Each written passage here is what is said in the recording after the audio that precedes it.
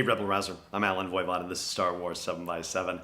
It's a bonus episode and I'm talking about what, I actually feel like is the biggest news of the day comparatively speaking, and it is the Jedi Fallen Order panel that revealed the launch date of November 15th, 2019 for the new video game that follows the exploits of a Padawan after Order 66 has been executed. And, we had a trailer for episode 9 yesterday, and it's not like we got a trailer in the same sense for Galaxy's Edge, which was billed as the biggest event of Saturday's events at Star Wars Celebration.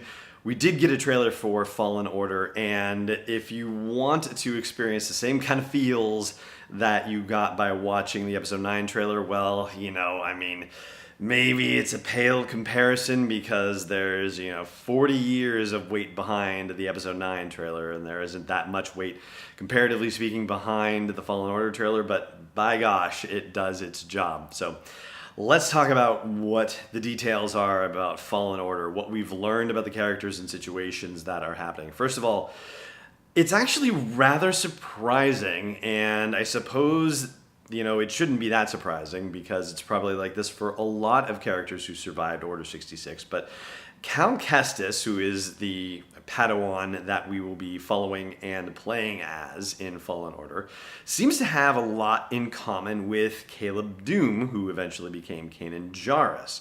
So if you read the novel A New Dawn by John Jackson Miller, which was a prequel to Star Wars Rebels, you found Kanan Jarrus working on a mining colony and trying to keep his head down and not get in any trouble and drinking his cares away, and ultimately saving someone using his force powers when he's not supposed to, and that being one of the sources of all kinds of problems. Well, seems that things are similar for Cal Kestis as well. He is working with the Scrapping Guild, so a little bit different there, on a new planet called Braca, which is in the Mid-Rim, and they are dismantling old Clone Wars battleships for salvage, and of course there is some event that causes him to use his force powers, and an Imperial probe droid happens to witness it, or at least that's how it's depicted in the trailer, and that is going to be when all the troubles begin. And Kyle says there's only 3 rules. There's don't stand out, and accept the past, and trust no one, and now it's going to be put to the test. And so one of the things on the website for Fallen Order says that you're supposed to complete your training before the Inquisitorius learns about your plans to rebuild the Jedi Order. That fact was not mentioned in the panel itself. So that was additional information that you could learn by going to EA's website for Fallen Order. And so the stakes on this are bigger than they hinted at the panel, and bigger than what's hinted at in the trailer itself. It's not just a story of one person's survival, it's a story of one person's attempt to rebuild something much larger than himself. And he's ultimately going to meet another person who is going to serve as his mentor and who was herself a former Jedi Knight. And between the panel, which says that this sort of strange family comes together and ends up traveling the galaxy together, the website says that you will explore haunted jungles and windswept cliffs and other locations as you determine when and where to go next. So you're on Braca, and you show off force powers, and there are troopers called Purge Troopers that are dispatched to hunt down Jedi. I guess the gist with the Purge Troopers is that if there are reports of Jedi activity, they are sort of the first responders and will attempt to soften up any Jedi as needed until such time as an Inquisitor can arrive. And they've already apparently been depicted, I guess, in the Darth Vader comic book series. So here we go with that again. We were talking about that with Vader Immortal yesterday, and now we're talking about it with this. That in the second Darth Vader series, that they were depicted possibly just in a blink and you'll miss it moment in one issue. And the Purge Troopers are the first responders for the second sister. So one of the Inquisitors, and we've had, Fifth Brothers and Seventh Sisters and all these other Inquisitors show up in various other media. Well, this time we get the second sister showing up. And it seems like ultimately whatever happens, she is going to drive Cal Kestis and his merry band off-world, or at least that's kind of the indication that we're given. And that, I think, pretty much tells you just about everything that you need to know about this, with the exception of one last thing, which I will tell you about after the break. Stay tuned. Hey there. I'm talking about Star Wars every day, and I could be talking about you and your business as well, especially if it's something that deserves to be heard about by a group of passionate Star Wars fans.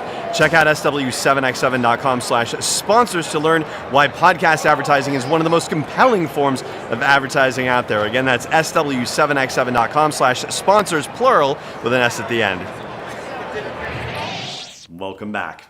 All right, so as with many Star Wars video game stories, and as with Vader Immortal that we saw yesterday and talked about yesterday, you will have a droid companion in Jedi Fallen Order, and this droid is named BD1. That's B as in boy, D as in David, -1. And continuing on the theme of authenticity that we talked about with Galaxy's Edge, the folks at EA and Respawn Entertainment took no shortcuts in the creation of this particular droid and actually enlisted the legendary Ben Burt from Skywalker Sound to help create the vocalizations and noises for BD1, which is rather impressive. And I will add as a bonus thing that I didn't hint at before the break, and I mentioned this in our general recap episode, but one of the first things that was mentioned at the panel before the trailer was shown, before anything was shown, was just a reminder, refresher that this will be a single player game. There will not be a multiplayer online component, and there will not be any microtransactions in the game, which was something I guess that got EA in hot water. As you know from being a semi-ish long-time listener of Star Wars 7x7, we don't do a heck of a lot of game coverage because there's not a heck of a lot of story happening in games, generally speaking. Of course, we spent a good long while going through the playthrough of Battlefront 2 Inferno Squad, or just Battlefront 2, I guess, in that case, the video game. But I have a feeling we will probably spend a good chunk of time on Fallen Order when it comes out on November 15th because, it will have an actual story. But whatever the problems were that were caused by EA doing this whole microtransaction thing, well, it seems like they are nipping that in the bud before they ever get near the release of Fallen Order. So there is one other thing. I'm starting to feel like Lord of the Rings Return of the King with all the false endings, but there's one other thing about the lightsaber that Cal Kestis has. They avoided questions about it in the panel. People wanted to know what the deal was with that lightsaber, and they said, we can't tell you anything about the lightsaber. In fact, it's because to try and tell you anything about the lightsaber would be to open up Pandora's box on so many spoilers that there's just no way they could talk about the lightsaber at all. So what? I mean, really? Like, this lightsaber is that important that they can't tell us a single thing about it? That in itself is really kind of interesting.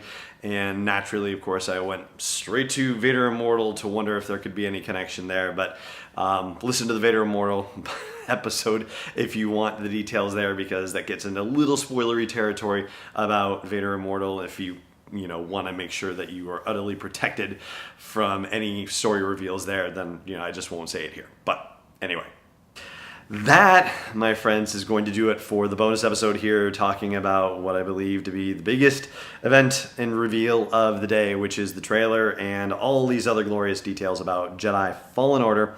And I'm going to call it a night here from our studio on the run in Chicago.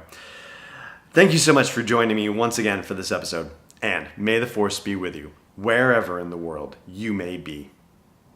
This podcast is not endorsed or sponsored yet by Lucasfilm Limited, Disney, or 20th Century Fox. It is intended for entertainment and information purposes only. Star Wars, the Star Wars logo, all names and pictures of Star Wars characters, vehicles, and any other related Star Wars items are registered trademarks and/or copyrights of Lucasfilm Limited or their respective trademark and copyright holders. May the Force be with them. All original content is copyright 2019 by Star Wars 7x7. We hope you love it.